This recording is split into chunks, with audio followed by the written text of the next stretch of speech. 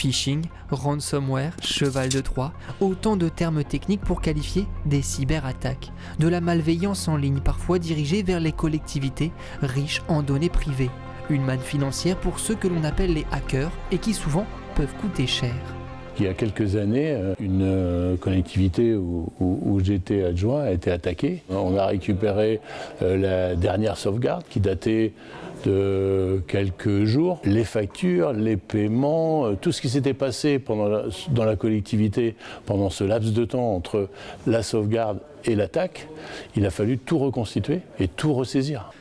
Selon une étude gouvernementale, une collectivité sur 10 déclare avoir été victime d'une ou plusieurs cyberattaques au cours des 12 derniers mois. Un constat alarmant qui pousse Somme Numérique à organiser un cybertour. L'idée, réunir les élus de collectivités locales afin de sensibiliser chacun aux cybermenaces de plus en plus fréquentes.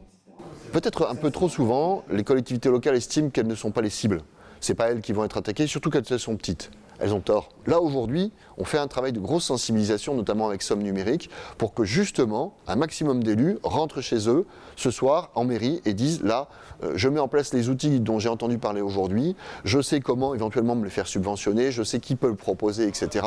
De manière à ce que demain, je change mes pratiques.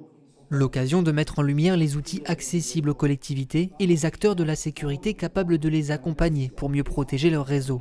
Au-delà des coffres-forts numériques ou des systèmes de sauvegarde plus performants, l'Agence nationale de la sécurité des systèmes d'information rappelle que les bonnes pratiques sont un premier rempart contre les cyberattaques. Il y a une dizaine de recommandations d'hygiène numérique qui touchent vraiment à la robustesse des mots de passe, le fait d'avoir les mises à jour, aussi de faire des mises à jour régulières, d'être très vigilant par rapport à l'utilisation de ces moyens numériques, à la fois dans la sphère personnelle, à la fois dans la sphère professionnelle. Aujourd'hui, on est dans une phase où il faut vraiment jouer collectif par rapport à cette cybermenace.